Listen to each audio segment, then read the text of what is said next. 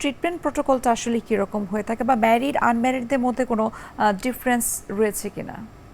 অবশ্যই, এটা খুব একটা ভালো প্রশ্ন। আমরা যেটা বলেছি যে এন্ডোমেট্রিওসিস কেন হচ্ছে কেন, যে মাসিক হলে ব্লিডিংটা ভিতরে জমা হচ্ছে মোস্ট অফ দ্য টাইম, এটাই আমরা কারণ হিসেবে ধরে নিই।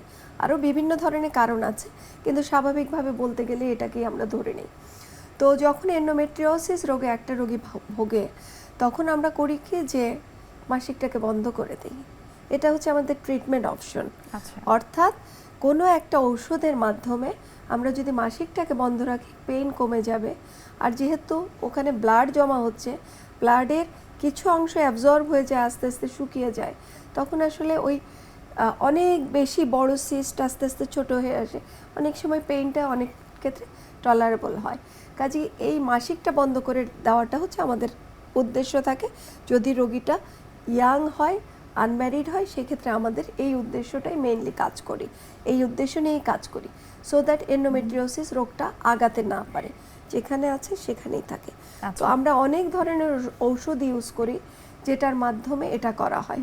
প্রথমত আমরা পেইন রিলিফ ইউজ করি, কিছু প্রোজেস্টেরন জাতীয় ওষুধ ইউজ করি, যেটা মুখে খাওয়া যায়, ইনজেকশন আকারে নেওয়া যেতে পারে, অথবা কিছু কিছু ম্যারিড মহিলাকে জরায়ুতে দেখা যায় কিছু একটা ডিভাইস প্রতিস্থাপনের মাধ্যমে, যেটাকে এলএনজি আইইউএস বলে, ওটার মাধ্যমেও করা হয়।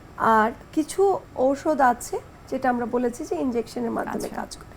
এগুলোতে যদি কাজ না করে, সেক্ষেত্রে আমরা সার্জারিতে যাই।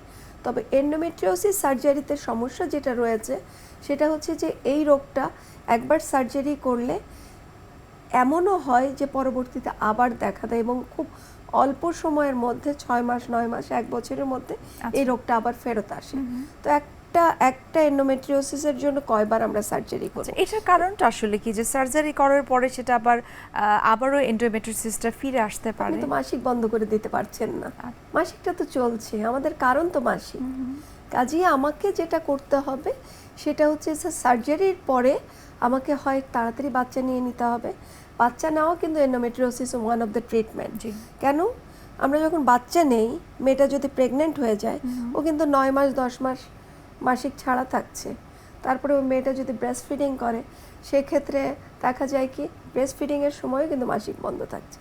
তো this is one of the treatment. কিন্তু তার মানে এই না যে আনম্যারিড মেয়ে তাকে তাড়াতাড়ি বিয়ে দিয়ে দেন, বাচ্চা নিয়ে নেন, এটা বলছি না। সেটাই আমার আসলে জানার ইচ্ছা ছিল, যে আনম্যারিডদের জন্য বা টিনেজারদের জন্য আসলে ট্রিটমেন্ট প্রোটোকলটা কি থাকে? বলছিলাম যে আমরা ঔষধের মাধ্যমে ট্রাই করি, যাতে ঔষধের মাধ্যমে মেয়েটা ভালো থাকে।